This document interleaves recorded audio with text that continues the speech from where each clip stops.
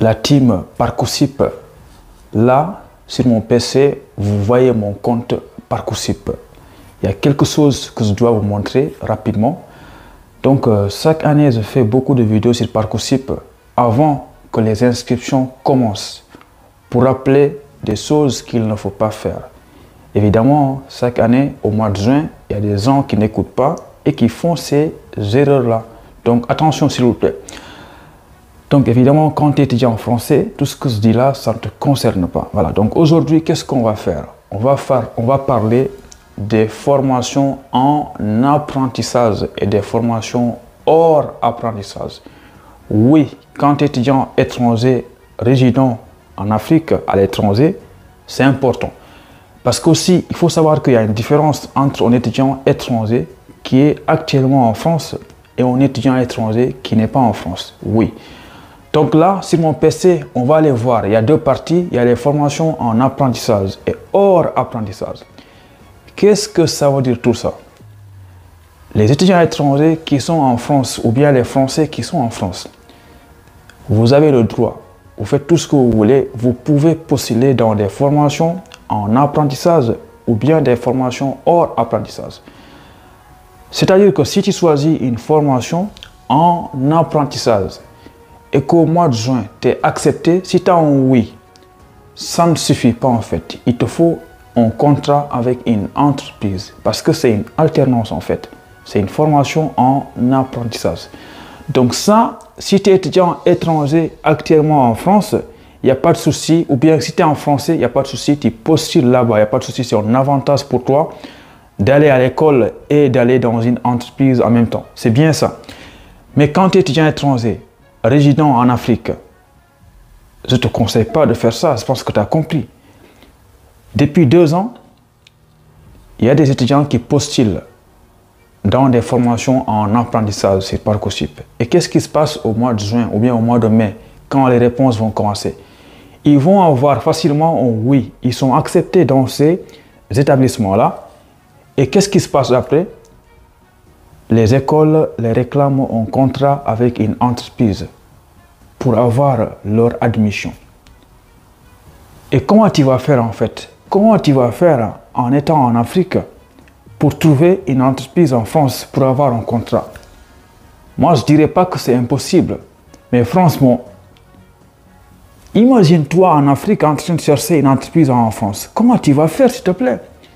Nous ici, on galère. Moi, l'année passée, je devais faire une alternance en France, mais je ne l'ai pas fait. Pourquoi? Parce que je n'ai pas trouvé une entreprise. Et toi, en Afrique, tu vas faire quoi? Tu vas trouver une entreprise ici, alors que tu n'as même pas le visa. Donc, s'il te plaît, il ne faut pas refaire cette erreur-là cette année-là. Je sais, je le dis et je le répète, je sais qu'au mois de juin 2023, des gens viendront me demander comment faire pour trouver une entreprise en étant en Afrique, parce que moi, j'ai été accepté en apprentissage. Oui, les gens font ça, mais moi, je le dis, il ne faut pas postuler en apprentissage sur Parcoursup quand tu es étudiant étranger résident en Afrique. Si ton objectif, c'est de faire une formation en apprentissage, t'inquiète pas, attends de venir en France, une fois ici, tu peux après postuler dans une formation en apprentissage. Mais je te garantis, si tu postules ça sur Parcoursup, tu seras accepté facilement. Mais cette acceptation-là ne te suffit pas pour déposer un visa parce qu'ils vont te réclamer une entreprise, un contrat avec une entreprise pour avoir ton attestation d'admission. Parce que en apprentissage, c'est 2 choses qu'on demande, l'admission et le contrat. Voilà. Donc maintenant, qu'est-ce qu'on va faire? On va aller sur mon PC, je vais te montrer ça rapidement. Donc ici, évidemment, quand tu tapes parcoursup.fr, tu vas arriver sur la barre où il y a en fait l'écran où il y a toutes les formations. Et quand tu regardes à ta droite, en fait, à ta gauche, excuse-moi, il y a une partie où c'est marqué apprentissage. Donc là, pour le moment, j'ai rien coché.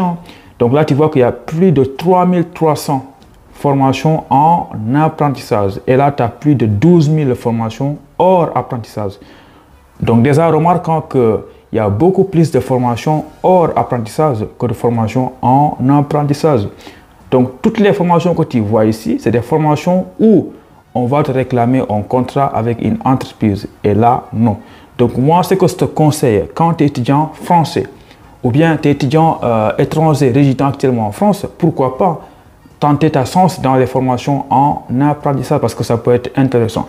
Mais par contre, si tu es à l'étranger, il faut postuler ici dans les formations hors apprentissage. Donc, c'est ici que tu vas cocher.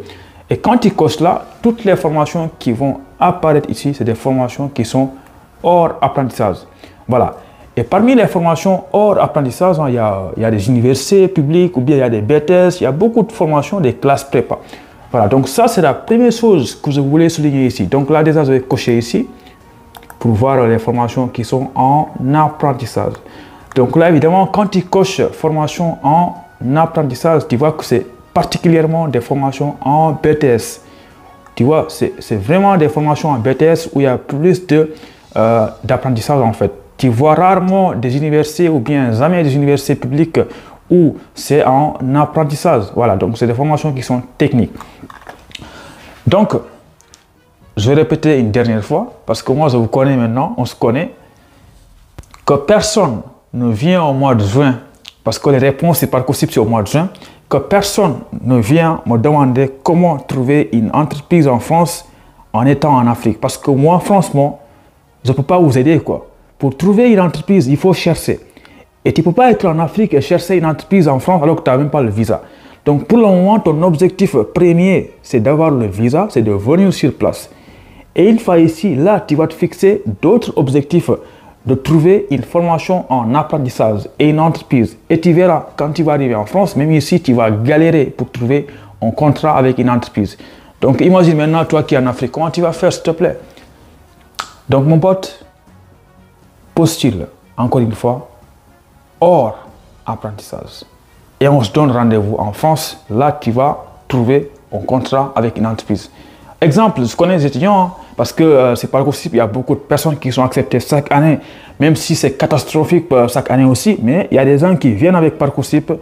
Je connais des étudiants ici en France qui sont arrivés en première année de BTS ou bien de classe prépa, mais pas en alternance, pas en apprentissage. Ils sont venus, ils ont fait une année et leur deuxième année, ils sont passés dans une formation en apprentissage en fait. Tu vois, donc c'est possible. Donc ça ne sert à rien de se presser depuis l'Afrique et de faire n'importe quoi. Parce que qu'est-ce qui va se passer? Je connais beaucoup d'étudiants qui ont postulé dans des formations en apprentissage. Ils ont été acceptés facilement. Et qu'est-ce qui s'est passé? L'école les a demandé un contrat avec une entreprise alors qu'ils étaient en Afrique. Qu'est-ce qu'ils ont fait? Ils ont envoyé des mails partout, y compris moi et des entreprises en France. Personne n'a eu de contrat en apprentissage. Du coup, qu'est-ce qui s'est passé? Ils ont perdu l'admission. Voilà.